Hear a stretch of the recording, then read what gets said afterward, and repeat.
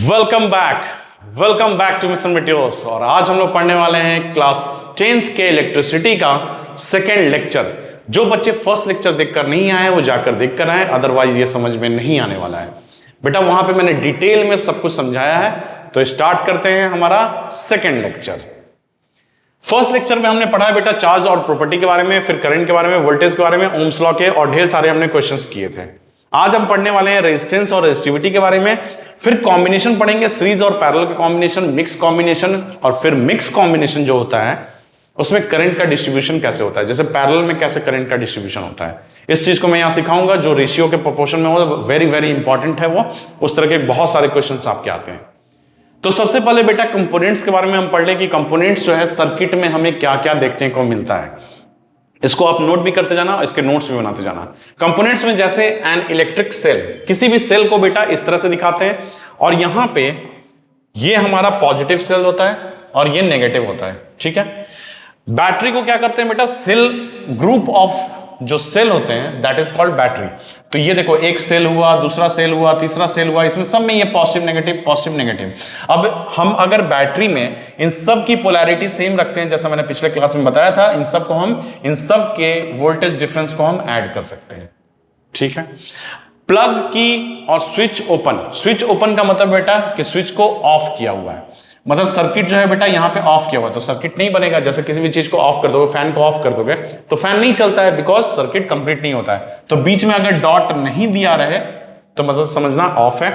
अगर बीच में डॉट दे दे तो इसका मतलब है बेटा कि स्विच ऑन कर दिया गया, इसको प्लग की बोलते हैं, ठीक है। ये क्लोज है और ये ओपन है। क्लोज मतलब ये क्लोज हो गया, ओपन मतलब सर्किट कंप्लीट नहीं है।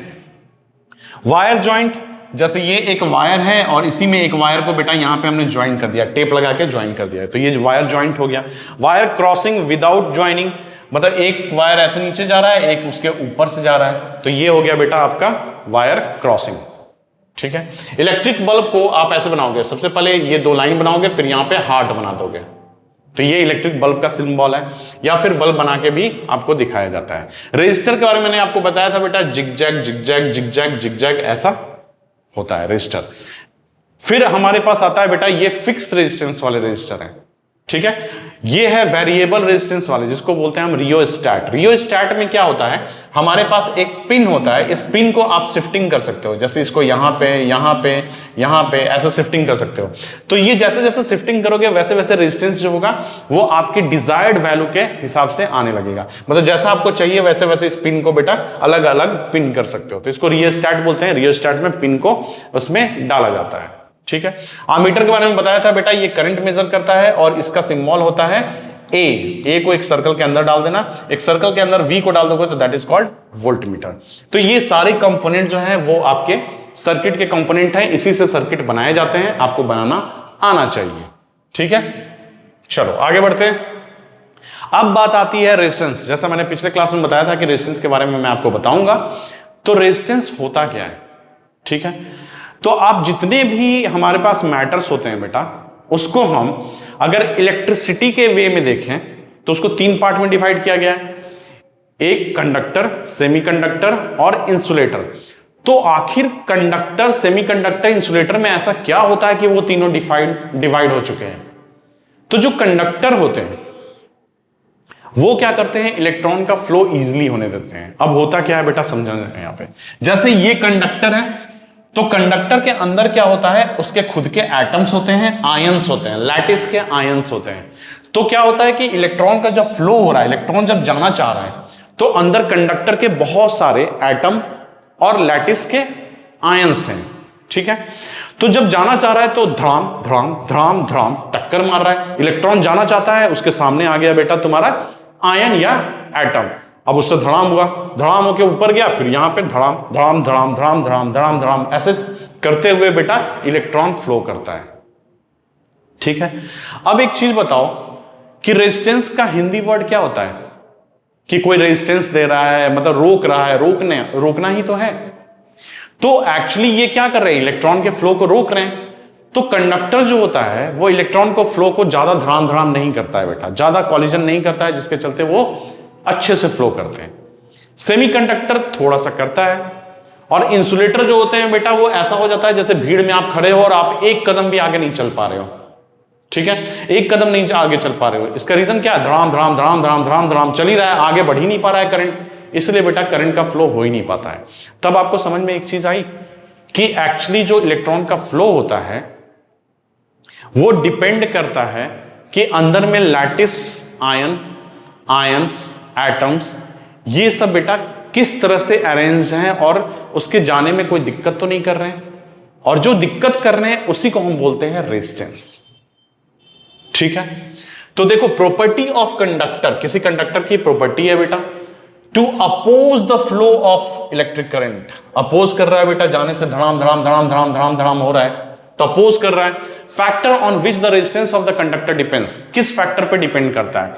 तो हमारे पास बेटा रेजिस्टेंस का एक फॉर्मूला होता है R इज इक्वल टू रो, इसको क्या बोलते हैं बेटा? रो L बाई A। रो से होता है रेजिस्टिविटी, R से होता है रेजिस्टेंस, L से होता है लेंथ, A से होता है cross section area. Cross section area तो आपको समझ में आ गया था, सर्कुलर होता है क्रॉस सेक्शन एरिया, और क्रॉस सेक्शन एरिया जैसे इसको काट दो या फिर इसी को देखो, ये क्रॉस सेक्शन एरिया है, ठीक है। अब मुझे एक चीज बताओ कि फैक्टर किस किस चीज पर रेजिस्टेंस डिपेंड करेगा, तो ये फॉर्मूला आता है रेजिस्टेंस का।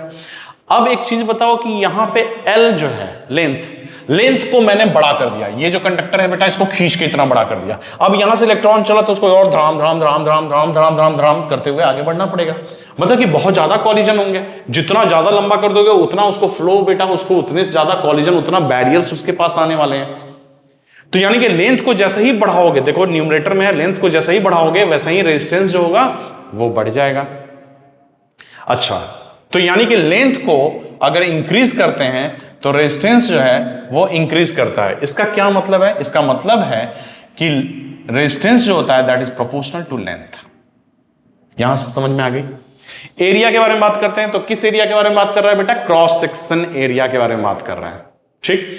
अब ये बताओ क्रॉस सेक्शन एरिया को मैं इसको ऐसे फैला दूं, क्रॉस सेक्शन एरिया बढ़ा दूं इसका, तो इलेक्ट्रॉन को जाने का रास्ता तो मिल जाएगा इसको। जैसे ही मैं इसको फैलाऊंगा तो उसको जाने के तो बहुत सारे रास्ते मिल जाएंगे, आराम से वो निकल जाएगा ऐसे करते हुए। तो जो ये निकल जाएगा, यानी कि एरिया अगर हम बढ़ाते हैं तो रेजिस्टेंस कम हो रहा है, फ्लो में दिक्कत नहीं आ रही, अपोज नहीं हो रहा है, तो एरिया बढ़ाने पे रेजिस्टेंस गिरता है। इसका मतलब यहां से हम निकाल सकते हैं कि resistance is inversely proportional to 1/A। अब आती है रेजिस्टिविटी। रेजिस्टिविटी क्या होती है बेटा? हर मटेरियल की प्रॉपर्टी होती है। अब वो केवल डिपेंड करता है टेम्परेचर पे। रेजिस्टिविटी किस पर डिपेंड करता है बेटा? टेम्परेचर पर डिपेंड करता है, बाकी किसी पे नहीं। अब यहां पे भी एक कांस्टेंट आया हुआ है, ये देखो, ये कांस्टेंट ही होता है। रेजिस्टिविटी जो होता है वो मटेरियल पर डिपेंड करता है। अब मटेरियल पर डिपेंड करता है, इसका मतलब है कि तुम छोटा मटेरियल लो, बड़ा मटेरियल लो। जैसे गोल्ड जो है, गोल्ड बेटा बड़ा लो, छोटा लो, पतला लो, मोटा लो, उससे कोई फर्क नहीं पड़ता, उन सब की रेजिस्टिविटी सेम होगी, ठीक है। चाहे तुम एक कण ले लो, एक छोटा सा ग्रेन ले लो उसका, या फिर एक बड़ा सा टुकड़ा ले लो, कोई फर्क नहीं है, दोनों की resistivity will be the same, but resistance differ करता है। रेजिस्टेंस जो है शेप एंड साइज पे डिपेंड करता है। तो रेजिस्टिविटी पे भी डिपेंड करता है, देखो यहां रेजिस्टिविटी पे डिपेंड कर रहा है। फिर टेम्परेचर की जैसे मैंने बात की थी, अब टेम्परेचर के बारे में सुनना। जनरली टेम्परेचर बढ़ाने पे, जनरली वर्ड यूज कर रहा हूं, जनरली टेम्परेचर बढ़ाने पे रेजिस्टेंस जो होता है वो बढ़ता है। क्यों बढ़ता है? इसका रीजन समझो कि अगर मैंने टेम्परेचर बढ़ाया तो इसके अंदर के एटम और जो आयंस हैं उनकी काइनेटिक एनर्जी बढ़ जाएगी। मान लिया उसको मैंने गर्म किया टेम्परेचर बढ़ाने के लिए, तो अपनी जो गर्म कर रहा हूं तो वो एनर्जी किस में जाएगी? काइनेटिक एनर्जी में जाएगी उसके। तो ये जो ऐसे ऐसे घूम रहे हैं, ये जो मस्त आराम से घूम रहे हैं एटम्स, वो एटम्स और तेजी से घूमने लगेंगे बेटा। ज्यादा तेजी से घूमने लगेंगे तो इलेक्ट्रॉन जो है वो और धड़ाम धड़ाम धड़ाम धड़ाम करेगा। तो जैसे जैसे हम टेम्परेचर बढ़ाते जाएंगे काइनेटिक एनर्जी बढ़ती जाएगी, उसका मूवमेंट बढ़ता जाएगा, और वैसे ही टक्कर भी बढ़ती जाएगी, वैसे ही कॉलिजन भी बढ़ता जाएगा। तो जैसे जैसे कॉलिजन बढ़ता जाएगा वैसे वैसे टेम्परेचर बढ़ाने पे रेजिस्टेंस बढ़ता जाएगा, क्योंकि कॉलिजन बढ़ रहा है, इसका मतलब रेजिस्टेंस बढ़ रहा है। तो अब यहां पे देखा गया है कि हमारे पास तीन तरह की चीजें हैं। पहला है मेटल, अलॉय और सेमीकंडक्टर, ठीक है। तो सेमीकंडक्टर एक अलग तरह से बिहेव करता है बेटा। क्या बिहेव करता है समझाता हूं यहां पे। मेटल और अलॉय जो होते हैं, अलॉय, मेटल और अलॉय जो होते हैं वो जनरली जो बोला था वो जनरल कंडीशन को फॉलो करते हैं। जैसे जैसे टेम्परेचर हम बढ़ाते जाएंगे वैसे वैसे रेजिस्टेंस उनका बढ़ते जाता है। मेटल का भी रेजिस्टेंस बेटा बढ़ता जाता है टेम्परेचर बढ़ाने से, अलॉय का भी रेजिस्टेंस जो है बढ़ता जाता है टेम्परेचर बढ़ाने से। सेमीकंडक्टर का रेजिस्टेंस गिरता जाता है बेटा।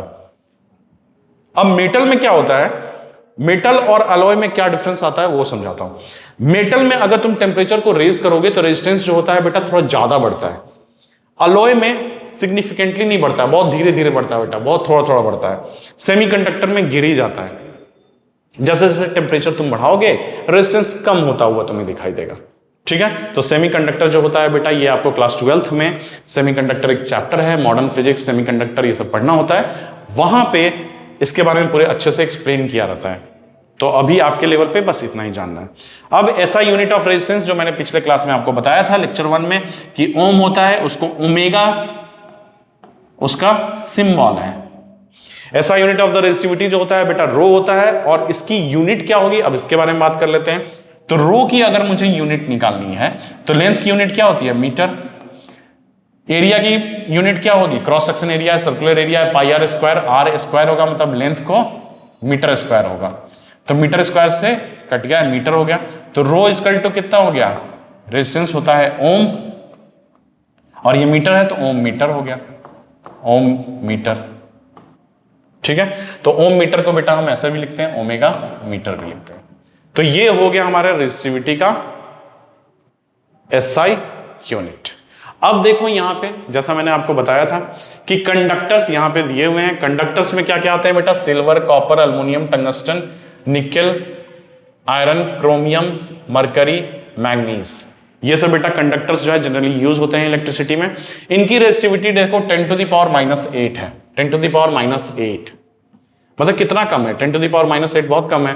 मैग्नीज का थोड़ा सा ज्यादा है, 10⁻⁻6 है। अलॉय में अगर हम आते हैं तो अलॉय में बेटा हमें 3 तरह के देखने को मिलते हैं। एक मिलता है कॉन्स्टेंटाइन जो एक्चुअली कॉपर और निकेल का अलॉय होता है। मैग्नेनिन जो होता है वो कॉपर, मैग्नीज और निकेल का होता है। नाइक्रोम जो सबसे ज्यादा देखने को मिलेगा आपको निकेल क्रोमियम का होता है। मैग्नीज और फेरस भी थोड़े थोड़े होते हैं उसमें बेटा। तो इनके 10⁻⁻6 होता है, यानी कि इसका रेजिस्टेंस अभी भी कम है, बहुत कम है। बट ये देखो इंसुलेटर्स के बारे में देखो, इनका बेटा 10⁻14, 16, 17, 13 एग्जाम्पल क्या क्या होते हैं, glass, hard rubber, ebonite, diamond, paper, would, ये सब जो होते हैं बेटा इंसुलेटर होते हैं। तो ये इंसुलेटर का 10⁻14 है, मतलब इसका रेजिस्टेंस बहुत ज्यादा है। ये इलेक्ट्रॉन को फ्लो करने ही नहीं देगा, ये इलेक्ट्रॉन को फ्लो कराएंगे, ये इलेक्ट्रॉन को फ्लो कराएंगे। अब क्वेश्चन ये आता है सर कि जब कंडक्टर है तो अलॉय बनाने की जरूरत क्यों पड़ी, इसके बारे में हम आगे बात करेंगे। ठीक है,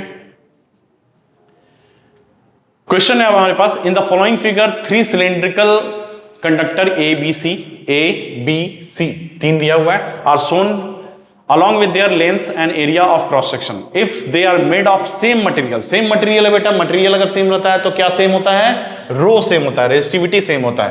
तो इसका भी रो होगा, इसका भी रो होगा, इसका भी रो होगा। बोल रहा है R A by R B निकालना है, R A by R B, और दूसरा निकालना है R A by R C. तो इसका रेजिस्टेंस निकालते हैं। रेजिस्टेंस इक्वल टू क्या हो गया, रो हमने लिया हुआ है, रो एल बाई ए, इसका रेजिस्टेंस हो गया। इसका रेजिस्टेंस कितना हो गया बेटा, आर ए लिख देते हैं इसको, R A. R B is equal to क्या हो गया, रो एल बाई 2 ए। तो 2 ए हो गया तो बेटा ये कितना हो गया, ये हो गया रो एल बाई 4 ए। 2 नीचे आ जाएगा 4 ए। इसमें आते हैं तो इसका resistance of C is equal to rho L by 2 upon A by 2। तो 2 से 2 कट गया तो एल बाई ए। तो ये हो गया rho L by A R C. किसका किसका पूछ रहा है बेटा, R A by R B. तो R A by R B अगर तुम करोगे, R A by R B करोगे तो ये कितना हो जाएगा बेटा, R A by R B करेंगे तो रो एल बाई ए इसका है upon rho L by 4 A. तो ये हो जाएगा rho L by A into 4 ए ऊपर चला जाएगा, रो एल नीचे चला जाएगा, रो एल से रो एल कट गया, ये हो जाएगा बेटा 4। ठीक है, तो ये 4 हो जाएगा तो 4:1 हो गया। तो इसका आंसर आ गया, दिस आंसर विल बी 4:1। देखो ये सीबीएसई में 2024, 22, 21 तीनों बार आया हुआ क्वेश्चन है, काफी प्रोमिनेंट क्वेश्चन है ये। अब हमें निकालना है आर ए और सी। ए और सी देखो तो दोनों सेम सेम है, तो 1:1 हो गया रेशियो, दोनों सेम सेम है ना, तो 1:1 हो गया। नेक्स्ट क्वेश्चन है the resistance of the metal wire of length 3 metre. एक रेजिस्टेंस है, रेजिस्टेंस एक मेटल है बेटा ऐसा, उसका रेजिस्टेंस दिया हुआ है, लेंथ इसकी कितनी है, अच्छा इसको ऐसे बना लेते हैं, ये इसका लेंथ दिया हुआ है बेटा 3 मीटर, इसका रेजिस्टेंस दिया हुआ है 60 ओम, ये इसका रेजिस्टेंस है। The area of cross section, cross section area क्या होगा, ये वाला एरिया क्रॉस सेक्शन एरिया है, cross section area of the wire is 4 × 10⁻⁷ metre square. Calculate the rho, तो रो निकालना है तो क्या करेंगे, R = होता है रो L/A, तो रो निकालना है तो रो = हो जाएगा RA/L। तो रेजिस्टेंस कितना है इसका 60, एरिया क्रॉस सेक्शन एरिया कितना है बेटा 4 × 10⁻⁷, 4 × 10⁻⁷, अपॉन लेंथ कितना है 3 मीटर। अब यूनिट चेक कर लो, मीटर स्क्वायर मीटर ही है, और इधर क्या है ओम है, यहाँ पे मीटर है, तो सब यूनिट सेम है, तो यहां से बेटा ये 20 हो गया, तो 80 हो गया, 80 हो गया तो मतलब 8 × 10⁻⁶। अब ये क्या निकालना था हमें, रेजिस्टेंस, तो रेजिस्टेंस की यूनिट क्या होती है ओम, ठीक है, नहीं रेजिस्टिविटी निकालना था तो ओम मीटर हो जाएगा, ये हमारा हो गया resistivity. How will the resistivity of the wire changes if the length and diameter of the wire both are doubled. अगर लेंथ को भी डबल कर दो और डायमीटर को डबल कर रहा है बेटा, यहां पे डायमीटर वर्ड यूज किया, तो डायमीटर अगर डबल हो रहा है इसका क्या मतलब है, किसका मतलब है कि रेडियस भी डबल हो रहा है, तो रेडियस डबल होगा तो एरिया जो होगा वो 4 टाइम्स हो जाएगा, मतलब एरिया जो है 4A बन जाएगा, और लेंथ को डबल कर रहे हैं तो 2L हो जाएगा, तो 2 से 2 कट जाएगा ये, तो रो L/A मतलब रेजिस्टेंस जो होगा रो L/A था, मतलब R/2 चला जाएगा ये रेजिस्टेंस। देखो रो L/A ही था ना पहले, L को 2L कर दिया, A को 4A कर दिया, तो 2 2 जा 4 कट गया, तो रो L/A L/2A हो गया नीचे, तो मतलब कि रेजिस्टेंस जो पहले रेजिस्टेंस था उसका आधा हो गया, तो क्या होगा इसका answer, how will the resistivity of the wire changes, तो it will become half of the initial one, ठीक है। अच्छा यहां क्वेश्चन में ध्यान दो कि यहां पे रेजिस्टिविटी बोल रहा है बेटा, रेजिस्टिविटी बोल रहा है, तो रेजिस्टिविटी क्या चेंज होता है मटेरियल का, मटेरियल का रेजिस्टिविटी चेंज नहीं होता, ये तो रेजिस्टेंस हुआ, रेजिस्टेंस R/2 हुआ, रेजिस्टिविटी चेंज करता है। अगर क्वेश्चन में दिया रहता कि रेजिस्टेंस कितना होगा, तो रेजिस्टेंस के बारे में हम लिखते हैं कि रेजिस्टेंस जो है R/2 हो जाएगा, बट अगर रेजिस्टिविटी ऑफ द वायर बोल रहा है, ये मिस हो गया, देखो यहां पे रेजिस्टिविटी लिखा हुआ है, तो रेजिस्टिविटी अगर लिखा हुआ है इसका मतलब है बेटा रेजिस्टिविटी किसी भी मटेरियल के शेप एंड साइज पर डिपेंड नहीं करता है, जो मैंने बताया था, तो रेजिस्टिविटी विल रिमेन सेम। तो justify your answer, resistivity does not change with change in shape and size, ये लिख भी लेना, और यहां पे लिखा हुआ भी है देखो note, resistivity is the property of the material does not change with shape and size of the material like length diameter. किस पे डिपेंड करता था बेटा, ये टेम्परेचर पे डिपेंड करता था, जो कैसे डिपेंड करता है ये आपको क्लास 12th में पढ़ना है, ठीक है। A wire of length L, एक वायर है, एक वायर बना देते हैं, ये वायर है, wire of length L and resistance R, इसका रेजिस्टेंस R है, stretch so that the length is double, इसका लेंथ बेटा डबल कर दिया गया, स्ट्रेच करके इसका लेंथ को 2L कर दिया गया,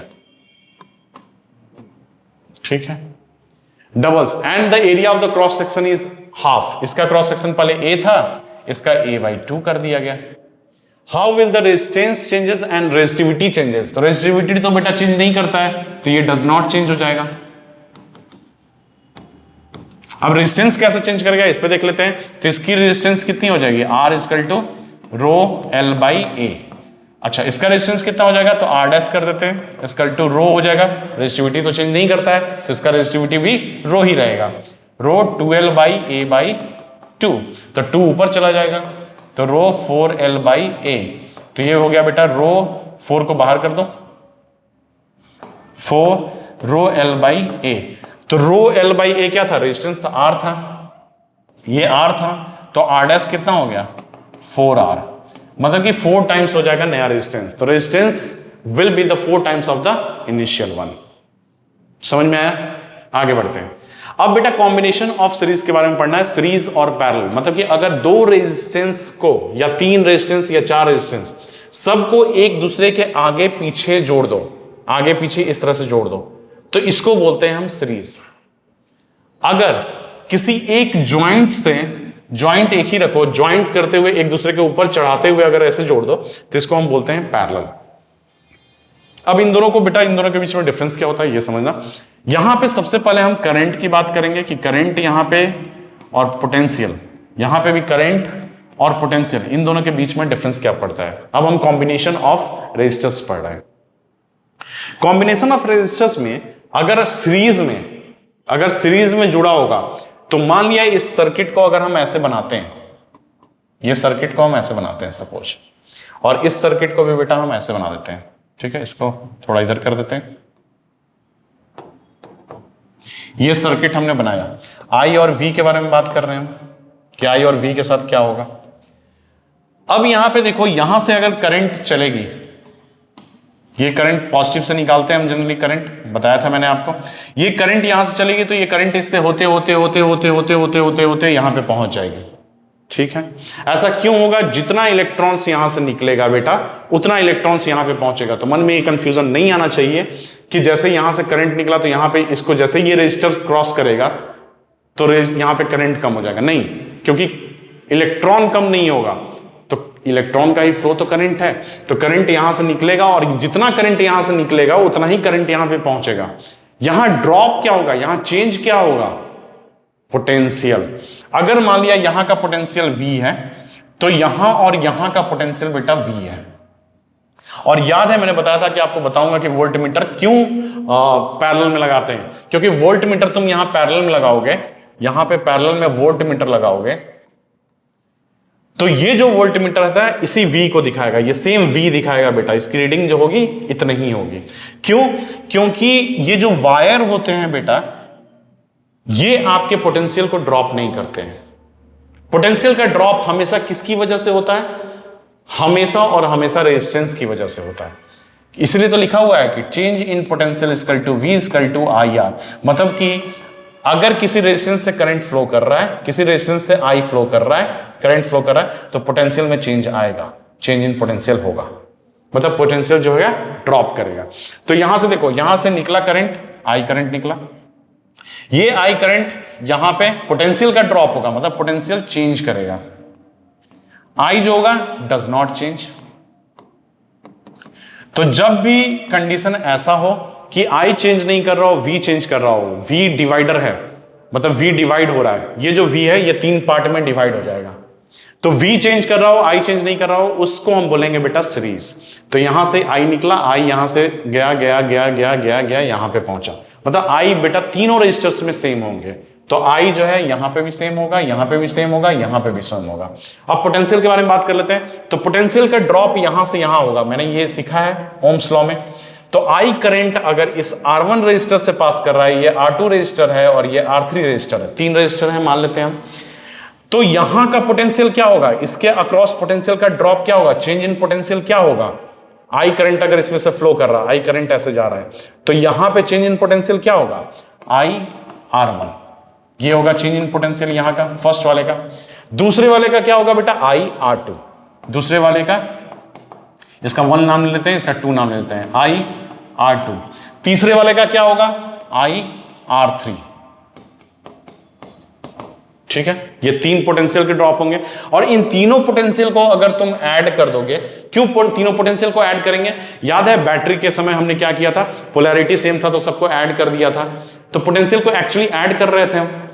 तो यहां पे भी पोटेंशियल का ड्रॉप है तो हम सबको ऐड कर देंगे, क्योंकि सब पोटेंशियल जो है एक साथ सीरीज में है। पोटेंशियल ऐसे ही है, एक के पीछे एक के पीछे एक है, तो हम ऐड कर सकते हैं, जैसा बैटरी में किया था बेटा सेम वैसे ही। तो यहां पे I1 R1, तो टोटल पोटेंशियल कितना हो जाएगा? यहाँ पे पोटेंशियल इक्वल टू जो होगा यहाँ का जो potential difference of the battery होगा, ये बैटरी का जो होगा ये होगा बेटा IR1 plus IR2 plus IR3। ये बात सही है। अगर मैं यहां से इक्विवेलेंट, अगर मैं यहां से एक इक्विवेलेंट सर्किट बनाता हूं, ठीक है, इक्विवेलेंट सर्किट बना रहा हूं, ध्यान से समझना, ये मैंने ऐसे बनाया बेटा और सेम V पोटेंशियल रखा और ये तीनों को मिला के इक्विवेलेंट मैंने एक रेजिस्टेंस दे दिया। तो रेजिस्टेंस इक्विवेलेंट डाल दिया। अब मुझे एक बात बताओ, यहां पे करंट कितना फ्लो कर रहा होगा? सेम आई, यहां से आई निकलेगा, आई पहुंचेगा। इसी को, इस तीनों को रिजॉल्व करके एक में रिजॉल्व करने की मैं कोशिश कर रहा हूं। तो जब ये तीनों को मिला के एक में रिजॉल्व करने की कोशिश कर रहा हूं, तो ये सेम आई यहां से निकला था, ये आई जो निकला था, सेम आई यहां से निकलेगा, ये आर इक्विवेलेंट से निकल के यहां पे पहुंचेगा। तो यहां पे जो पोटेंशियल ड्रॉप होगा वही पोटेंशियल ड्रॉप यहां का होगा। तो यहां पे जो पोटेंशियल ड्रॉप होगा, क्योंकि ये तीनों का ही तो मिला के एक किया है मैंने, तो इन तीनों का जो पोटेंशियल ड्रॉप होगा वही यहां का पोटेंशियल ड्रॉप होगा। तो यहां पे जो पोटेंशियल ड्रॉप होगा वो कितना होगा? आई करंट आर से गुजरा, आई करंट आर से गुजरा, तो ओम्स लॉ से पोटेंशियल ड्रॉप कितना होगा बेटा? I R equivalent. और ये किसके बराबर होगा बेटा? ये V ऑफ बैटरी के बराबर होगा। ठीक है, तो मैं इसकी जगह आई आर इक्विवेलेंट लिख सकता हूं, is equal to I R one plus I R two plus I R three. अब देखो आई कॉमन ले लो, कट जाएगा आई, तो R equivalent is equal to क्या आया? R1 plus R2 plus R3, और यही आ गया हमारा बेटा इक्विवेलेंट।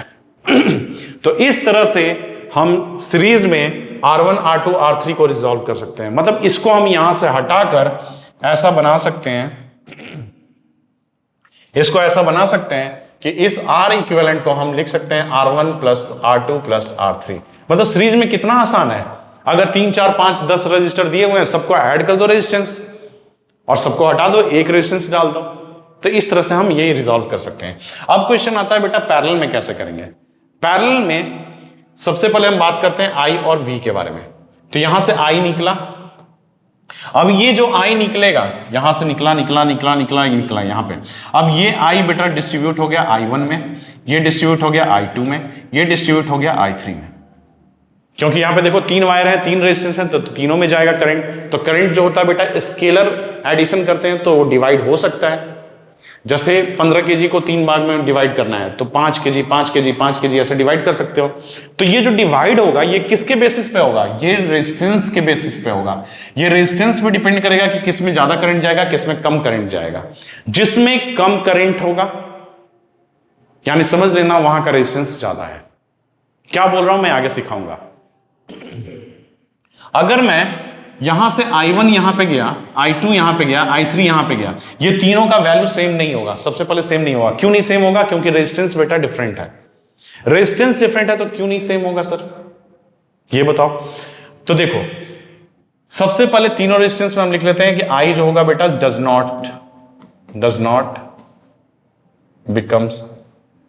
नॉट इक्वल, है ना?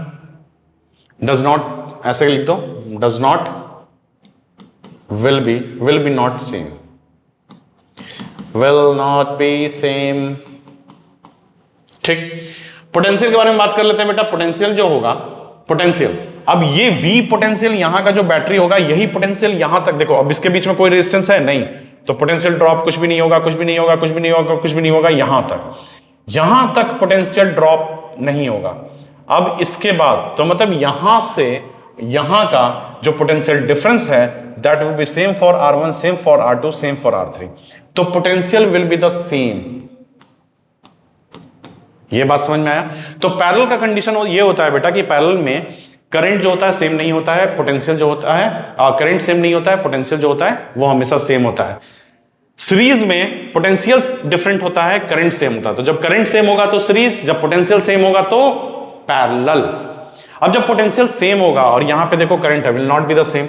अब इसको रिजॉल्व करते हैं बेटा ऐसे ही, सेम इक्विवेलेंट जैसा।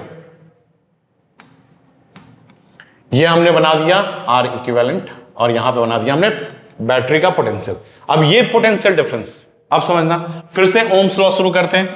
तो ओम्स लॉ बोलता है V equal to I R, delta V equal to I R. ये ओम्स लॉ है। मतलब कि यहां इसके बीच में जितना भी जो भी करंट पास करेगा उसका पोटेंशियल जो होगा बेटा यही होगा डिफरेंस।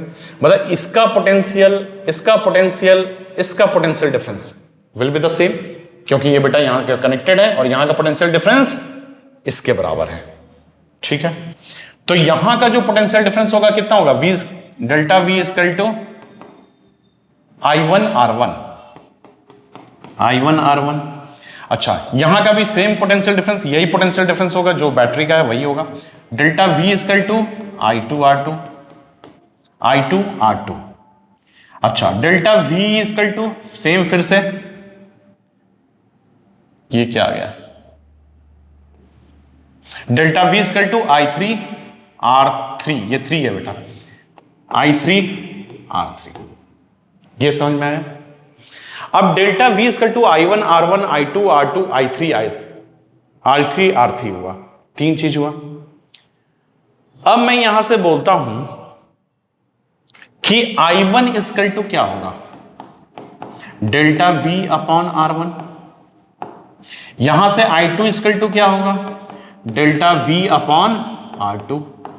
यहां से I3 इक्वल टू क्या होगा, डेल्टा V अपॉन R3। ठीक है। अब एक चीज बताओ कि ये जो I करंट यहां से गया था, यही I करंट तो I1 I2 I3 में डिवाइड हुआ था, तो मैं ऐसा कह सकता हूं I equal to I1 plus I2 plus I3। मैं ऐसा कह सकता हूं बेटा, I करंट ही तो 3 भाग में डिवाइड हुआ था। तो I के बारे में आप थोड़ा सा बात कर लेते हैं। यहां पे भी बेटा I करंट ही निकलेगा, यहां से I करंट निकला तो I करंट निकलेगा। अब ये I करंट इसके अंदर गया, तो यहां पे डेल्टा V इक्वल टू क्या होगा, I R इक्विवेलेंट। यहां से बेटा हम कह सकते हैं I इक्वल टू क्या होगा, delta V upon R equivalent. Equivalent circuit बना रहे हैं हम, ठीक है। अब I इक्वल टू क्या है, delta V upon R equivalent, तो यहां लिख देंगे delta V upon R equivalent. I1 equal to क्या आया बेटा हमारे पास, डेल्टा V अपॉन R1। यहां पे आया plus delta V upon R2, delta V upon R2, delta V upon R3। अब देखो delta V delta V delta V delta V cut गया, तो यहां से हमारे पास जो रिजल्ट आया वो आया 1 by R equivalent is equal to 1 by R1 plus 1 by R2 plus 1 by R3। और यही रिजल्ट है बेटा पैरेलल का। आया समझ में? जब भी पैरेलल रहेगा तो 3 अगर रेजिस्टर रहेंगे यहां पे, तो तीनों रेजिस्टर्स को बेटा 1 by R1 plus 1 by R2 plus 1 by R3 equal to 1 by R equivalent. ये प्रूफ आपको आना चाहिए, 10th में आ सकता है ये प्रूफ। और अगर सीरीज में रहेगा तो आपको R1 plus R2 plus R3 कर देना है, नहीं तो पैरेलल रहेगा तो R1 R2 R3 सबको 1 by R1 1 by R2 1 by R3 करके ऐड करके और 1 बाई R इक्विवेलेंट के साथ करना। ठीक है, क्या बोल रहा हूं आगे समझाऊंगा, और क्वेश्चंस में ये देखेंगे हम लोग। ये चीज समझ में आई? एक चीज याद रखना, सीरीज में तभी कहा जाएगा जब current will be the same, जब potential will be the same तब कहा जाएगा उसको पैरेलल। तो यहां पे पोटेंशियल सेम होता है, यहां पे करंट सेम होता है, यहां पे पोटेंशियल जो होता है डिफरेंट होता है, यहां पे करंट डिफरेंट होता है पैरेलल में। आ गया समझ में बेटा? आगे बढ़ते हैं। क्वेश्चन है, a 10 ohm resistor is connected to a 20 volt source. ठीक है, 10 ओम रेजिस्टर, ये रेजिस्टर है बेटा 10 ओम, ये 20 वोल्ट के साथ कनेक्टेड है, 20 वोल्ट सोर्स के साथ कनेक्टेड है 10 ohm. Another resistor is connected in the parallel with it, another resistor एक पैरेलल विथ इट कर दिया, यहां पे हमने एक रेजिस्टर को कनेक्ट कर दिया, पैरेलल तो ऐसे ही होता है। And the total current drawn from the source become 5 ampere. यहां से बेटा टोटल करंट जो है वो 5 एम्पियर करंट निकला। Find the resistance of the second resistor. अब ये देखो, ये R1 ले लेते हैं इसका, तो पैरेलल में कैसे रिजॉल्व करते हैं बेटा, इन दोनों को हटा के कैसे रिजॉल्व करते हैं, 1 by R equivalent is equal to 1 by R1 plus 1 by R2 plus 1 by R3, ऐसे करते हुए हमने देखा था फॉर्मूला। तो यहां पे 2 ही रजिस्टर हैं, तो 1 by R1 plus 1 by R2, 1 by R equivalent is equal to कितना हो गया, 1 बाई R1 प्लस 1 बाई 10। अब देखो R1 को हम मान लेते हैं X, थोड़ा अच्छा लगेगा देखने में, यहां पे X लगा देते हैं X, तो यहां से R इक्विवेलेंट कितना आ जाएगा, ये हो गया 10x और ये हो गया बेटा 10 प्लस x, तो यहां से 1 बाई R इक्विवेलेंट हो गया। तो R इक्विवेलेंट आ गया हमारे पास यहां पे 10x अपॉन 10 प्लस x, ये R इक्विवेलेंट आया। अब V equal to delta V equal to IR है, R इक्विवेलेंट आ गया, मतलब हम इसको हटा के ऐसा रिजॉल्व कर रहे हैं, तो रिजॉल्व कर रहे हैं तो यहां पे एक रजिस्टर केवल लगाएंगे और इस रजिस्टर का क्या होगा, resistance 10x upon 10 plus x, ये होगा। अब delta V equal to I R है, तो डेल्टा वी कितना है 20, आई कितना है बेटा 5, आर कितना है 10x अपॉन 10 प्लस एक्स।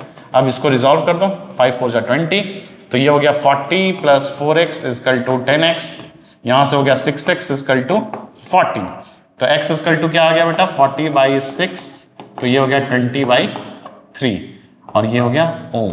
तो 20/3 ओम का बेटा तुम्हें रजिस्टर लगाना पड़ेगा पैरेलल में, यहां पे पैरेलल दिया हुआ था क्वेश्चन में। समझ में आया? आगे बढ़े। Yes, mix combination of the register. समझो हमारे पास अगर मान लिया ऐसे एक रेजिस्टेंस दिया हुआ है, ये रजिस्टर है, यहां पे एक और रजिस्टर है, ये एक और रजिस्टर है, यहां पे फिर से एक रजिस्टर दिया हुआ है बेटा, और ये कनेक्ट किया हुआ है तुम्हारा, ये है 20 वोल्ट दिया हुआ, ये 5 ओम, ये 5 ओम, ये 10 ओम, ये दिया हुआ बेटा 2 ओम। पूछ रहा है तुमसे बताओ ये आई करंट कितना होगा, आई करंट कितना होगा। ये जो आई करंट है इसके बारे में आपको बतानी है। यहां पे भी दिया हुआ है 2 ओम। चलो इसको ट्राई करते हैं कैसे बनाया जाता है इसको। देखो यहां पे है पैरेलल, ये तीनों है पैरेलल में, और ये तीनों पैरेलल को अगर हम रिजॉल्व करेंगे तो जो रिजॉल्व आएगा वो इसके साथ सीरीज में हो जाएगा। तो सबसे पहले इसको रिजॉल्व कर लेते हैं। तो इसका रिजॉल्व करेंगे तो 1/r इक्विवेलेंट इक्वल टू हो जाएगा 1/5 plus 1/5 plus 1/10, 1/r1 plus 1/r2 plus 1/r3, ऐसे ही करते हैं। ये हो गया 10, 2 प्लस 2 प्लस 1, ये हो गया 5/10, 1/r इक्विवेलेंट। तो r इक्विवेलेंट इक्वल टू कितना हो गया बेटा 5 2 जा 10, 1/2 हो गया, तो 2 हो गया ये। तो r इक्विवेलेंट आ गया आपके पास 2, यानी कि इसको हटाकर हम यहां पे 2 एम्पियर 2 ओम का एक इक्विवेलेंट रजिस्टर लगा सकते हैं। ठीक है, इस तरह से रिजॉल्व किया जाता है। अब ये तीनों को अगर देखो तो तीनों में करंट सेम है, तीनों में करंट सेम है, बिकॉज करंट ऐसे निकलेगा, सब में ऐसे जाता हुआ यहां पहुंच जाएगा। तो ये तीनों क्या है सीरीज में है, तो सीरीज में है तो सीरीज में क्या करते हैं R1 प्लस, सीरीज का क्या फॉर्मूला होता है R equivalent equal to R1 plus R2 plus R3, यही होता है। तो R1 plus R2 plus R3, तो 2 प्लस 2 प्लस 2 कितना हो गया बेटा 6 ओम हो गया, 2 प्लस 2 प्लस 2 हो गया 6 ओम। अब मुझे इसका बताओ कि डेल्टा V इक्वल टू क्या होता है IR ओम्स लॉ से। तो डेल्टा V कितना है 20, I कितना है निकालना है, R कितना है 6, तो I इक्वल टू हो गया बेटा 20/6, 20/6, तो ये हो गया 10/3, ये हो गया 10/3, तो ये हो गया 10/3 एम्पियर। तो इस तरह से जब भी आपके पास मिक्स कॉम्बिनेशन के क्वेश्चन आएंगे तो बेटा तो उसको पहले रिजॉल्व करते हुए आगे बढ़ो, और इस तरह के क्वेश्चंस हैं मैं आपको दिखाऊंगा। ठीक है, अब यहां पे आता है कि आपका जो है करंट जो डिस्ट्रीब्यूशन में आपको समझाने वाला था, जो मैंने बोला था कि बाद में समझाऊंगा, वो समझो कैसे होता है। अगर हमारे पास यहां पे दिया हुआ है बेटा R1, यहां दिया हुआ है R2, यहां दिया हुआ है R3, तो ये जो I करंट आएगा क्या ये तीनों में इक्वली डिवाइड होगा? नहीं, ये डिपेंड करेगा कि रेजिस्टेंस कितना है। जहां ज्यादा रेजिस्टेंस होगा वहां पे करंट जाना नहीं चाहेगा, क्योंकि वहां ज्यादा धड़ाम धड़ाम धड़ाम धड़ाम धड़ाम धड़ाम होगा। तो जहां नहीं जाना चाहेगा वो कौन सा पाथ होगा? जहां नहीं जाना चाहेगा वो कौन सा पाथ होगा? जहां ज्यादा रेजिस्टेंस होगा। तो यानी कि करंट जो है वो पाथ चूज करेगा जहां पर रेजिस्टेंस कम है, जहां पे कम धड़ाम धड़ाम होगा और आराम से निकल जाएगा, वैसा पाथ चूज करेगा। ऐसा क्यों होगा इसको समझते हैं बेटा। ये बताओ यहां पे पोटेंशियल इन दोनों के बीच में सेम है, बिल्कुल सेम है। तो पोटेंशियल यहां का पोटेंशियल लिखते हैं डेल्टा V इक्वल टू क्या होगा I1 R1। यहां का पोटेंशियल सेम, जो यहां का पोटेंशियल होगा वही यहां का पोटेंशियल, वही यहां का पोटेंशियल, तो ये हो जाएगा बेटा I2 R2। तीसरा ये डेल्टा V इक्वल टू क्या हो जाएगा I3 R3। ठीक है, ये समझ में आया। अब बताओ ये तीनों अगर सेम है, अगर ये तीनों सेम है और मैं यहां से रेशियो निकालने की कोशिश करता हूं, I1 इक्वल टू यहां से क्या होगा बेटा डेल्टा V अपॉन R1, यहां से I2 इक्वल टू क्या होगा डेल्टा V अपॉन R2, यहां से क्या होगा I3 is equal to delta V upon R3, यही होगा। अगर मैं बोलूं I1 is to I2 is to I3, निकालना हो तो ये तीनों का अगर रेशियो में निकालूंगा तो क्या आ जाएगा रेशियो, डेल्टा यहां से देखते हैं, delta V upon R1, I1 तो यही है delta V upon R1, I2 क्या है delta V upon R2, delta V upon R3, delta V cut गया तो I1 is to I2 is to I3 is equal to 1 by R1 is to 1 by R2 is to 1 by R3। और ये बेटा बहुत बड़ा important formula है कि अगर करंट को हमें डिस्ट्रीब्यूट करना हो तो 1 by R1 1 by R2 1 by R3, मतलब जिसका ज्यादा रेजिस्टेंस होगा उसमें करंट कम जाएगा। करंट देखो ना, करंट यहां पे इनवर्सली प्रोपोर्शनल है, तो मतलब ज्यादा R करंट कम, ज्यादा R करंट कम, ज्यादा R करंट कम, तो जिसका ज्यादा R होगा बेटा उसमें कम करंट जाएगा, तो जहां धड़ाम धड़ाम ज्यादा हो रहा होगा वहां पे करंट कम जाएगा।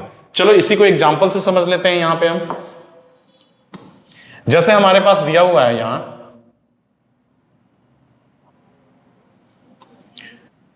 ये है, यहां पे 3 हमारे पास दिए हुए हैं, 3 रेजिस्टेंस। ये 3 रेजिस्टेंस बेटा एक बैटरी से कनेक्टेड है, 20 वोल्ट का बैटरी है, ये है 5 ओम, 10 ओम, 15 ओम। यहां से I जो चला ये 3 पार्ट में डिवाइड होगा, ये I जो है I1 I2 I3। अब ये तीनों बेटा यहां आके मिल जाएंगे और I से फिर नीचे से चला आया, समझो ऐसा कंडीशन है। ऐसे कंडीशन में मुझे ये बताओ कि I1 I2 I3 इसमें से सबसे बड़ा कौन होगा। तो ये एक बात बताओ, ये 5 ओम है, 10 ओम है, 15 ओम है, सबसे ज्यादा रेजिस्टेंस इसका, फिर इसका, फिर इसका, सबसे कम रेजिस्टेंस किसका है, 5 ओम का है। तो जहां कम रेजिस्टेंस मिलेगा वहां पे I ज्यादा फ्लो करेगा, वहां धड़ाम धड़ाम धड़ाम धड़ाम कम होगा, तो यहां पे सबसे ज्यादा बेटा I फ्लो करेगा। जब यहां सबसे ज्यादा I फ्लो करेगा, इसी चीज को हमें देखना है मैथमेटिकली। तो एक चीज समझो, यहां पे हमने देखा था कि इस तीनों को हमें रिजॉल्व करना आना चाहिए। तो जब तीनों को रिजॉल्व करना आना चाहिए तो R इक्विवेलेंट जो होगा हमारे पास वो क्या होगा, 1/5 प्लस 1/10 प्लस 1/15, यही होगा। ये हो गया बेटा 30, तो ये हो गया 6 प्लस 3 प्लस 2, ये हो गया 6, 11/30, ये हो गया R इक्विवेलेंट। R इक्विवेलेंट कितना हो गया बेटा यहाँ पे 30/11। तो delta V equal to IR, ये हमने ओम्स लॉ में पढ़ा हुआ है। यहाँ पे V कितना दिया हुआ है बेटा, ये V दिया हुआ है हमारा 20, I निकालना है, जो I ये होगा I, ठीक है। ये तीनों को रिजॉल्व करके एक बना दिया हमने, एक कितना आया R इक्विवेलेंट 30/11, यहां से 30/11, ये 0 0 कट गया, I इक्वल टू हो गया बेटा 22/3 एम्पियर। अब ये 22/3 एम्पियर जो है, ये 22/3 एम्पियर जो है, 22/3 एम्पियर ये डिवाइड होगा बेटा इस तीनों में। तो सबसे ज्यादा I किस में जाएगा, करंट किस में जाएगा, 5 ओम वाले में। तो इसको कैसे रिजॉल्व किया जाए सर, तो देखो हमने अभी सीखा था I1 is to I2 is to I3 is equal to 1/R1 is to 1/R2 is to 1/R3, ठीक है। तो 1/R1 मतलब 1/5 इज टू 1/10 इज टू 1/15, मतलब कि I1 ये तीनों का रेशियो निकाल रहे हैं, वो यहां पे निकाल रहे हैं। तो इस सब को बेटा क्या करना पड़ेगा, सबका डिनोमिनेटर सेम करना पड़ेगा, रेशियो ऐसे ही निकालते हैं फ्रैक्शंस का। तो डिनोमिनेटर सेम करने के लिए क्या करना पड़ेगा, ऊपर 6 से मल्टीप्लाई, ऊपर 6 से मल्टीप्लाई, नीचे भी 6 से मल्टीप्लाई, इसको नीचे कर लेते हैं इधर यहां। तो देखो 1 × 6 अपॉन 5 × 6 30 बन गया। इन तीनों का एलसीएम तो 30 ही होगा, तो डिनोमिनेटर मुझे सेम करने के लिए 30 बनाना पड़ेगा। 1 × 3 10 × 3 30 बन गया। 15 × 2 नीचे करना पड़ेगा तो 30 बनेगा, तो ऊपर भी 2 से मल्टीप्लाई करना पड़ेगा। अब देखो ये 30 30 30 कट गया, तो ये कितना हो गया 6:3:2। अब एक चीज बताओ कि I1:I2:I3 यही तो आया है, ये I1 I2 I3 इसी की तो वैल्यू आई है बेटा यहाँ पे। तो I1 देखो 6 है, रेशियो किसका बड़ा है, 6 I1 का बड़ा है, यानी कि I1 में सबसे ज्यादा जाएगा। अब आपको पता है कि 22/3 जो होगा वो इस रेशियो में डिवाइड होगा। तो रेशियो को कैसे रिजॉल्व करते हैं, 6:3:2 है, ये क्या है करंट का रेशियो है, और करंट ये टोटल है, तो हम क्या करते हैं, मल्टीप्लिकेशन फैक्टर लगा देते हैं इसमें। तो x मान लेते हैं 6x plus 3x plus 2x, ये तीनों करंट मिलके क्या बन जाएंगे, मल्टीप्लिकेशन फैक्टर लगा दिया तो 6x 3x 2x, तीनों का सम कितना होगा 22/3। यहां से हो गया ये कितना 6 3 9 2 11, 11x इक्वल टू 22/3, तो 11 2 जा 22, x इक्वल टू हो गया बेटा 2/3। यानी जो मल्टीप्लिकेशन फैक्टर आया मेरे पास वो आया 2/3। तो 2/3 आया, तो I1 जो है बेटा वो कितना है 6x है, 6x है, 3x है, 2x है, तो 6 में मल्टीप्लाई करो I1 को, तो I1 यहां से निकाल रहे हैं 6x, तो 6 इंटू 2/3, तो 3 2 जा 6, 2 2 जा 4 हो गया, तो यानी कि ये I1 आ गया बेटा 4 एम्पियर। फिर I2 पे आते हैं, I2 इक्वल टू कितना है 3x, तो 3x हो गया, तो यहां से 3x इक्वल टू, तो 3 इंटू 2/3, x क्या है 2/3 है, तो ये आ गया 2 एम्पियर, तो 2 एम्पियर, ये हो गया 2 एम्पियर।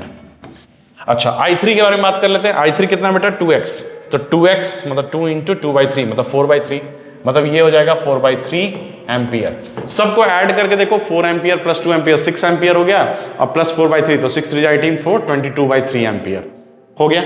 और ये देखो इन तीनों के रेशियो भी अगर तुम चेक करोगे तो 6:3:2 आएगा। तो इस तरह से बेटा करंट का डिस्ट्रीब्यूशन हम पता कर सकते हैं पैरेलल में। समझ में आया ये कैसे किया मैंने? ठीक है, अब आगे बढ़ते हैं। तो इस तरह से ये फॉर्मूला जो है, this is the very important formula, this is very very important formula.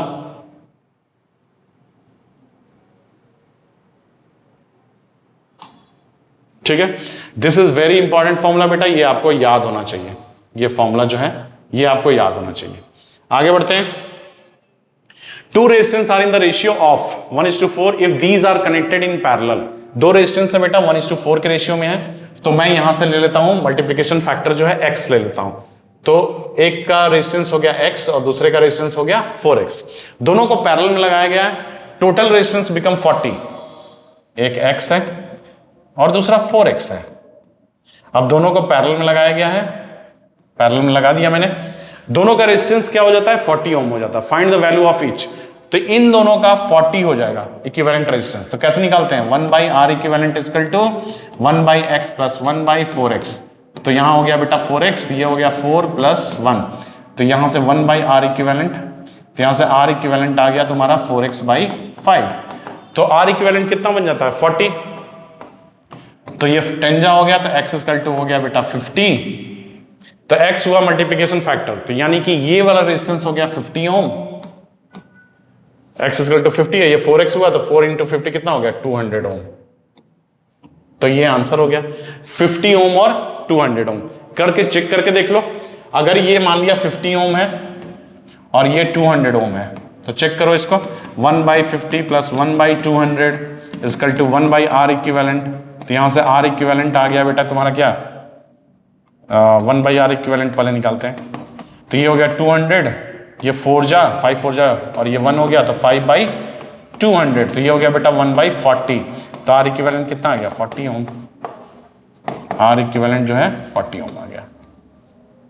तो चेक भी हो गया इस तरह से बेटा। तो इस तरह से क्वेश्चंस को रिजॉल्व करना। आगे क्वेश्चन पढ़ते हैं। The 5 ohm resistor is connected in series with a set of identical resistor. अच्छा, 5 ओम का एक रेजिस्टर है, is connected in series with the set of identical resistor each having a resistance of 5 ohm arranged in parallel। मतलब 5 ohm का एक set है जो parallelly connected है, मुझे नहीं पता कितना कनेक्टेड है, ठीक है, ये नहीं पता कितना कनेक्टेड है। ये 5 ओम है, ये 5 ओम है, ये 5 ओम है, ये 5 ओम है, ठीक है। यहां देखो कि each having a resistance of 5 ओम, सबका 5 ओम है, अरेंज्ड इन पैरेलल, पैरेलल में अरेंज कर दिया, और 5 ओम जो रेजिस्टर है वो कनेक्टेड है सीरीज में with the set of identical resistor. ये 5 ओम जो है इनके साथ सीरीज में कनेक्टेड है, कर दिया कनेक्टेड बेटा। If the overall resistance become 6 ओम, इसका पूरा का ओवरऑल रेजिस्टेंस कितना बन जाता है 6 ohm. How many resistors are connected in parallel? मान लेते हैं ये x रेजिस्टर्स टोटल पैरेलल किए गए हैं, ठीक है। तो 1/R इक्विवेलेंट क्या होता है 1/5 प्लस 1/5 प्लस 1/5। कब तक करेंगे x टाइम्स, मुझे नहीं पता है कितने, जितने होंगे उतना टाइम्स करना पड़ेगा। अगर ये x टोटल लगाए गए हैं, x टाइम्स लगाए गए हैं, तो बेटा ये 1/5 प्लस 1/5 प्लस 1/5 करते हुए x टाइम्स लगाना पड़ेगा। तो 1/r इक्विवेलेंट कितना हो जाएगा? किसी भी चीज को x टाइम्स करोगे तो क्या हो जाएगा? x/5 हो जाएगा। ये x इंटू 1/5 करना पड़ेगा। तो ये आ गया r इक्विवेलेंट कितना आ गया हमारा? r इक्विवेलेंट आ गया बेटा 5/x। ये तो पैरेलल वाले का आया, इसका आया, ये बेटा आया इसका 5/x। तो एक चीज देखो कि अगर x टाइम्स अगर हम पैरेलल लगाते हैं एक ही टाइप के रेजिस्टर को, तो अगर 5 ओम का 10 टाइम्स लगाएंगे तो इक्विवेलेंट क्या हो जाएगा? इक्विवेलेंट हो जाएगा 5 ओम का अगर 10 टाइम्स लगाएंगे तो 5/10 हो जाएगा। अगर 10 ओम का 10 टाइम्स लगाएंगे तो 10/10 हो जाएगा। समझ में आ रहा है ये चीज? मतलब जितने ओम का लगाओगे उसको ऊपर रखना और जितने टाइम्स लगा रहे हो उसको नीचे रखना। इस तरह से पैरेलल में हम कर सकते हैं, ये ट्रिक की तरह यूज कर सकते हैं हम बेटा, या फिर ऐसे निकाल लो। तो ये 5/x तो इसका आया, ये इसके साथ सीरीज में है, तो 5 प्लस 5/x इक्वल टू, अब ये कितना आता है टोटल इक्विवेलेंट इसका कितना आया है हमारे पास? 6 ओम आया है। तो 6 ओम कर देते हैं यहाँ पे, तो ये 5 उधर जाएगा तो माइनस हो जाएगा, तो 5/x इक्वल टू 1 आ जाएगा, तो x इक्वल टू 5 ओम। मतलब 5 ओम नहीं आएगा, ये x क्या है? टाइम्स है, तो मतलब 5 टाइम्स बेटा तुम्हें लगाना पड़ेगा। ठीक है, ये 5 टाइम्स तुम्हें 1 2 3 4 5 टाइम्स लगाना पड़ेगा। लगा के देख लो, चेक भी कर सकते हो तुम। तो 5 टाइम्स अगर इसको लगाओगे तो 1/5 प्लस 1/5 प्लस 1/5 प्लस 1/5 प्लस 1/5, ये हो जाएगा R इक्विवेलेंट। 5 टाइम्स लगाओगे इसको तो इसका यही होगा ना, तो ये कितना हो जाएगा? 5/5, तो R इक्विवेलेंट कितना आ गया? 1 आ गया। R इक्विवेलेंट अगर करोगे तो ये 1/R इक्विवेलेंट ही करोगे बेटा, तो ये 5/5, तो R इक्विवेलेंट कितना आ गया? 1 आ गया। 1 आया तो 1 के साथ 5 को ऐड कर दोगे तो कितना बन जाएगा? ओवरऑल रेजिस्टेंस बिकम 6 ओम, तो 6 ओम बन गया, 5 प्लस 1 6 हो गया। तो इस तरह से इस क्वेश्चन को रिजॉल्व कर सकते हो। A uniform wire is cut, एक यूनिफॉर्म वायर है, ये ऐसा वायर है बेटा, इसको कट किया गया है with their length in the ratio of 1:3:6, 1:3:6 में बेटा इसको कट किया गया है। The end of each of these 3 parts are connected across a ideal. अब ये तीनों को बेटा ऐसे,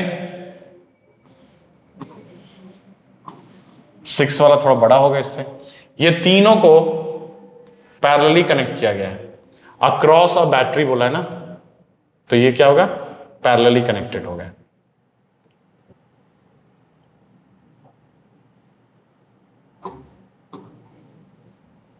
ये पैरेलली कनेक्टेड हो गया। ठीक है, ये 3 रेजिस्टर्स हैं, 10 वोल्ट से कनेक्ट किया गया है। 3 parts are connected across ideal battery of the 10 volt. यहां अक्रॉस किया गया बेटा, अक्रॉस का मतलब होगा कि पैरेलली कनेक्टेड है, सीरीज में नहीं कनेक्टेड है। If a current of 5 ampere is drawn from the battery, यहां से ड्रॉ कितना किया है? 5 एम्पियर बैटरी ड्रॉ किया है।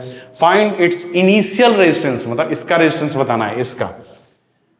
ठीक है, तो इसका हम ले लेते हैं बेटा, इसका कि ये लेंथ जो है इसका L ले लेते हैं, 1 है तो इसका ले लेते हैं L, तो इसका कितना हो जाएगा? 3L हो जाएगा। इसका कितना हो जाएगा? 6L हो जाएगा। L जो है, L हमने मल्टीप्लिकेशन फैक्टर लिया है, तो इसका लेंथ कितना हो जाएगा? L मल्टीप्लिकेशन फैक्टर लिया है तो यहाँ पे L हो जाएगा, इसका 3L हो जाएगा, इसका 6L हो जाएगा, क्योंकि ये रेशियो है। तो इसका लेंथ कितना हो गया? L, इसका लेंथ कितना हो गया? 3L, इसका लेंथ कितना हो गया? 6L। अब मुझे एक चीज बताओ, रेजिस्टेंस इक्वल टू क्या होता है? रो L बाई A, यही तो होता है। अगर L जो है, इसका रेजिस्टेंस जो है ये छोटे वाले पार्ट का, इसका रेजिस्टेंस अगर R है तो 3L, अगर 3L हम रखेंगे ऊपर तो कितना हो जाएगा? 3L बाई A रखेंगे तो कितना हो जाएगा? ये बेटा 3 टाइम्स हो जाएगा इसका, यानी कि ये 3R के बराबर होगा। अगर यहाँ पे 6L रखेंगे, 6 से मल्टीप्लाई करेंगे तो इधर भी 6 से मल्टीप्लाई करना पड़ेगा, ये 6R होगा तो ये भी रो 6L बाई A हो जाएगा। तो यहां से ये तीनों रेजिस्टेंस ले लेते हैं, तो इसका रेजिस्टेंस अगर R होगा सपोज, तो इसका रेजिस्टेंस जो होगा वो 3R होगा और इसका रेजिस्टेंस जो होगा 6R होगा। ये बात तो समझ में आ रही है, क्योंकि रेजिस्टेंस जो होता है वो किस पे डिपेंड करता है, रेजिस्टेंस जो होता है बेटा लेंथ के प्रोपोर्शनल होता है। लेंथ को अगर L से 3L किया तो रेजिस्टेंस भी R से 3R होगा, लेंथ को अगर L से 6L किया तो रेजिस्टेंस भी 6R होगा। अब ये सब पैरेलल में, तो पैरेलल में तो 1/R इक्विवेलेंट निकाल देते हैं इसका, तो 1/R plus 1/3R plus 1/6R, LCM कितना हो जाएगा 6R, ये हो गया 6 प्लस 2 प्लस 1, ठीक है 6 प्लस 2 प्लस 1, तो ये हो गया 6 प्लस 2 8, 8 प्लस 1 हो गया 9, तो यहां से 1/R इक्विवेलेंट आ गया तुम्हारा बेटा, तो यहां से R इक्विवेलेंट आ गया तुम्हारा 6R/9, ठीक है, ये R है, ये 3R है, ये 6R है, तो 6R हो गया, 6 हो गया, ये 3 2 जा 6 हो गया, 6 1 जा 6, 6 2 8 प्लस 1 9, मतलब ये 2/3 हो गया। तो R इक्विवेलेंट हो गया बेटा, R equivalent equal to 2R/3 हो गया। ठीक, यहां तक तो समझ में आया। अब मुझे एक चीज बताओ कि ये पूरा रेजिस्टेंस कितना, अब मुझे पूरा रेजिस्टेंस निकालना है तो उसके लिए मुझे R की वैल्यू निकालनी पड़ेगी वहां पे। तो यहां पे देखो, यहां पे वोल्टेज दिया हुआ है 10 वोल्ट, तो V equal to delta V equal to IR है। R तो बेटा हमने माना है ना अभी, तो R की तो वैल्यू निकालनी पड़ेगी, तो ये हो गया 10, I हो गया 5, R कितना हो गया बेटा 2R/3, ये 2R/3 हो गया। अब 5 एम्पियर ही ड्रॉ करना है, तो 5 2 10, 2 से 2 कट गया, R इक्वल टू आ गया बेटा 3, मतलब R जो होगा ये इसका है, ये आ गया बेटा 3 ओम, ये आ गया 9 ओम, और ये आ गया, ये 3R3 होगा तो ये 3R है तो 9 ओम हो गया, ये 6R है तो 18 ओम। ठीक है, यहां तक समझ में आया। अब मुझे एक चीज बताओ कि अगर ये 3 9 18, 3 इसका 3R है, मतलब ये 3R नहीं है 3 ओम है, ये बेटा अगर 3 ओम है, ये जो है 9 ओम है, और ये जो है 18 ओम है, तो मुझे एक बात बताओ इन तीनों का सम कितना होगा, क्योंकि ये तो सीरीज में है, एक तरह से देखो तो ये सीरीज में है, तो सीरीज में होगा तो कितना होगा 18 प्लस 9 कितना हो जाएगा 27, 27 प्लस 3 कितना हो जाएगा 30, तो 30 ओम रेजिस्टेंस यहां से होगा। अगर दूसरे वे में देखना चाहते हो तो 30 ओम आया, दूसरे तरीके से भी निकाल के मैं दिखाता हूं कि 30 ओम जो होगा उसका initial resistance of the wire होगा। बाकी और भी देखते हैं, अगर L 3 ओम आ रहा है तो हमारा ये बताओ ये टोटल इसका लेंथ कितना है, ये दूसरा तरीका सेकंड मेथड से हम निकाल रहे हैं, दूसरे मेथड से, तो ये टोटल लेंथ कितना होगा L plus 3L plus 6L कितना हो गया बेटा 6 प्लस 3 9, 9 प्लस 1 10, तो ये पूरा लेंथ जो होगा total length is equal to हो गया 10L। तो जब L होगा तो रेजिस्टेंस 3 होगा, तो रेजिस्टेंस जो होता है बेटा वो L के प्रोपोर्शनल होता है, अभी बताया था कि जैसे जैसे लेंथ बढ़ेगा वैसे वैसे रेजिस्टेंस बढ़ेगा, तो जब L जो है 10L होगा तो रेजिस्टेंस कितना होगा 30L। समझ में आया? तो उस तरह से भी हम इसको देख सकते हैं, तो 30L is the 30 ohm is the answer. ठीक है, 30L नहीं 30 ओम होगा। In the given network of the resistance find the equivalent resistance between AB AD AC। तो जब भी बेटा ऐसे क्वेश्चंस आएंगे कि इक्विवेलेंट रेजिस्टेंस किसी दो पॉइंट के बीच में बोल रहा होगा, तो पहले उस पॉइंट को मार्क करना, मार्क कर दिया। अब इस पॉइंट को अगर हमने मार्क किया है, अब इसी के अक्रॉस सबको लेकर आना है। अब बताओ इसके अक्रॉस अगर हम लेकर आएंगे तो ये दोनों, ये और ये दोनों किस में बेटा सीरीज में। देखो यहां से करंट जो जाएगा वही करंट इसमें जाएगा, तो करंट सेम होता है तो क्या होता है सीरीज होता है। तो 7 प्लस 3 कितना हो गया 10 ओम हो गया, तो 10 ओम हो गया, तो ये ऐसे बनाते हैं हम,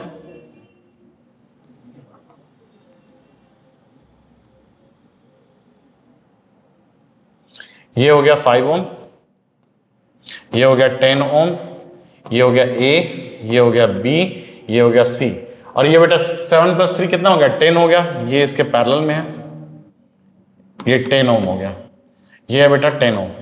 अच्छा ये दोनों पैरेलल हैं तो पैरेलल को रिजॉल्व करो पहले, तो पैरेलल को रिजॉल्व करेंगे तो 1/R equivalent equal to 1/10 plus 1/10, तो यहां से R इक्विवेलेंट आ जाएगा बेटा कितना 20, ये 10 हो गया, ये 2 हो गया, 2 5 10, 1/R इक्विवेलेंट 1/R इक्विवेलेंट, तो यहां से R इक्विवेलेंट कितना आ गया 5 ओम। मतलब इसको रिजॉल्व किया हमने तो 5 ओम हो गया, तो इसको हटाया हमने यहां से और इसको किया बेटा यहां पे 5 ओम। ठीक है, ये हो गया 5 ओम। अब 5 ओम और 5 ओम कैसे हैं बेटा, सीरीज में है। देखो जो करंट यहां से जाएगा, ए और बी के अक्रॉस पूछ रहा है ना, तो ए और बी के अक्रॉस निकालना है, तो यहां से करंट निकालो, ए से और बी पे पहुंचाओ, तो यहां से निकलेगा। तो बेटा ये क्या है, सीरीज है। तो सीरीज है तो 5 और 5 कितने होते हैं, 10। तो इसको भी हटाया हमने और इसको कर दिया 10, ये हो गया 10 ओम। अब 10 ओम और 10 ओम सेम यहां वाला, 10 ओम 10 ओम कितना हो गया बेटा, पैरेलल में अगर रहेंगे तो 5 ओम। तो फर्स्ट का आंसर हो गया 5 ओम। इस तरह से निकाल सकते हो। अब मैं थोड़ा फास्ट निकालूंगा इसको, और फिर आप इसको ट्राई करो। चलो नेक्स्ट कौन सा है, ए और डी।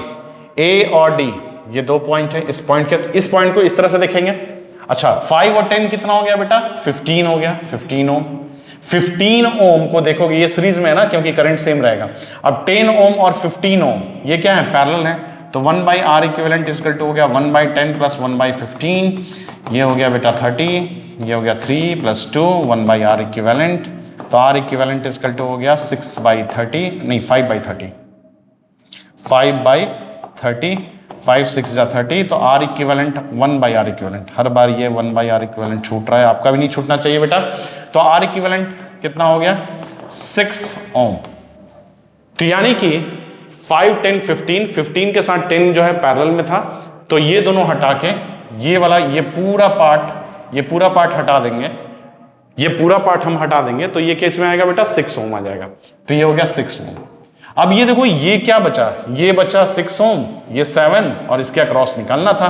तो यहां से कहीं से करंट यहां ले जाओगे, यहां पे पहुंचेगा करंट। तो ये दोनों सीरीज में है, तो ये 6 प्लस 7 कितना हो गया 13, और ये 13 जो होगा 3 के पैरेलल होगा। तो 1/3 प्लस 1/13 जो होगा यही तुम्हारा आर इक्विवेलेंट होगा। तो यहां से हो गया बेटा ये 13 3 जा 39, 13 प्लस 3, तो आर इक्विवेलेंट यहां पे जो होगा 39/16, दैट इज आंसर। तो इसका हो गया 39/16 ओम। अब ए और सी के अराउंड निकालना है, समझ में आया ये कैसे किया हमने, फिर से इसको देख लेना, पीछे रोक के धीरे धीरे समझ लेना, आ जाएगा। अब जो है नेक्स्ट ए और सी के बीच में निकालो सर। ए और सी दो पॉइंट मार्क कर लिया। ए और सी का अगर तुम देखो तो यहां से करंट अगर निकला यहां पे पहुंचा, तो ये क्या है सीरीज में है। तो 3 प्लस 7 कितना हो गया 10 हो गया। तो ये इसको हटाया हमने और यहां पे बेटा एक 10 ओम का लगा दिया, ये 10 ओम इसको हटा दिया, ठीक। 10 और 5 कितना हो गया 15 हो गया। तो 15 को भी बेटा यहां से हटाया और यहां पे 15 ओम लगा दिया, इसको हटा दिया, रिजॉल्व कर लिया। अब 10 10 15 ये तीनों क्या है पैरेलल हैं ए और सी के अक्रॉस। तो 1 by R equivalent equal to 1/10 plus 1/10 plus 1/15। तो ये हो गया बेटा 30 3 3 2, ये हो गया 8/30, 1 by R equivalent 1 by R equivalent. तो यहां से आर इक्विवेलेंट कितना हो गया बेटा 30/8, मतलब कि 4 2 जा 8 15, 15/4 ओम। तो ये आंसर कितना हो गया इसका 15/4 ओम। क्लियर, समझ में आया यहां पे? आगे बढ़ते हैं। तो यहां पे जाके बेटा ये चैप्टर जो का लेक्चर जो है वो खत्म होता है। तो पढ़ाई करते रहो और फिर इसका नेक्स्ट लेक्चर जो होगा उसको जरूर देखो, उसमें हम जूल्स लॉ सब के बारे में बात करने वाले हैं, पावर के बारे में बात करने हैं, और जो 4th लेक्चर होगा that will be completely on NCERT. तब तक के लिए बाय बाय।